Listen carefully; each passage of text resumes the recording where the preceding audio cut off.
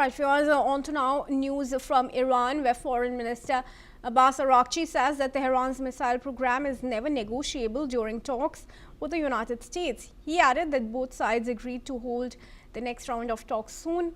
Araghchi insisted that nuclear enrichment is Iran's inalienable right, but said Tehran is ready to reach a reassuring deal with Washington. He warned that Iran would target US bases in the region if attacked. Araghchi also revealed that the Muscat talks included a handshake with the US delegation, despite the negotiations being indirect. All right, viewers, those are the latest details in connection to Iran's talks with the United States.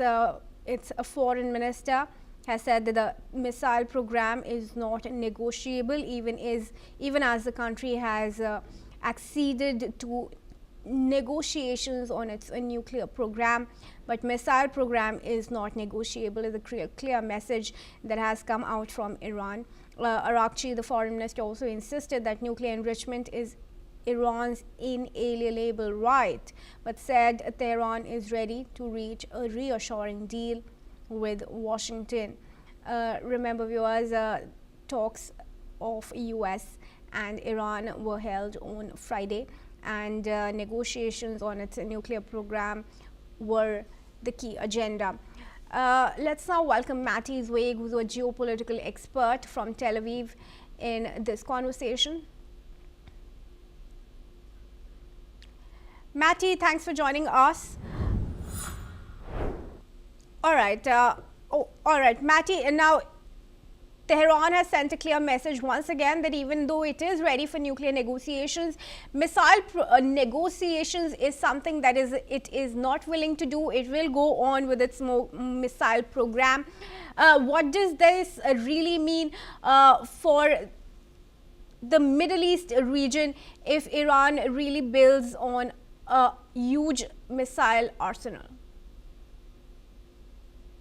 Well, Iran is all the time trying to develop their big weapons, like all their plan of precise missiles, and also, of course, the nuclear capabilities in order to threaten all the area and try to have a bigger influence in all the area and continue with their supremacist point of view that the Shiite clerics thinks that they must impose themselves in all the Middle East, even beyond. So this has been the source of all the problems in all the years.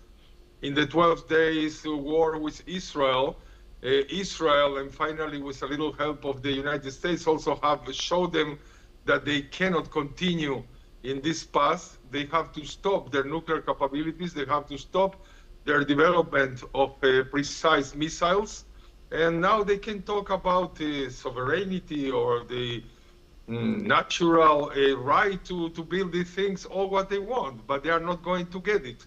If they are not going to agree to stop developing the precise missiles and their nuclear capabilities, I'm talking about capabilities that they are not for peace purpose, but even for attacking with atomic bombs. So, of course, nobody's going to stop until they will. And adding to this, the carnage and the terrible repression and the dozens of thousands of dead that they have been inflicting on their own population. So altogether, it means that they are going to agree in a big way, or they are going to be maybe destroyed by the U.S. capabilities in the near future. Matty, how do you also view the fact that U.S. moved to impose sanctions on Iran right after the Oman talks? Because they must do this. I mean, they are betraying all their agreements in the past. And the sanctions is a way of making them consider again what are their positions. I mean, in the past, all the time, all the big superpowers and also United States and even Israel suppose that they are, crazy, so-called, but rational in the moment that something real is happening. like threatening with sanctions, that's really cutting their possibilities of developing weapons or selling weapons or having more trade with China that they try to circumvent their sanctions. But in this moment, if they are not going to do more sanctions, they are not going to recapacitate. I mean, they're going to continue because it's a regime with no exit. It's a little group of extremist clerics that they have been training hundreds of thousands, maybe millions of people on how to repress the whole nation that is composed by many also ethnic minorities and people that think differently from their extremist point of view. There are more than 70 or 80 millions.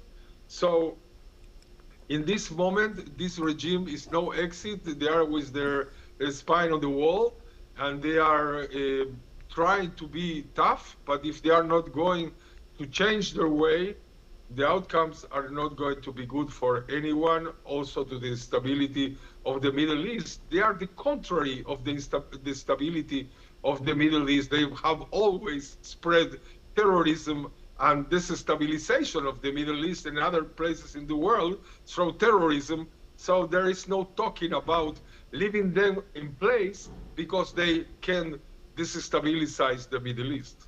It's an oxymoron. Sure. All right, Mati, thanks for your comments. They are requested to stay on. Moving on now to news from Ukraine. President Zelensky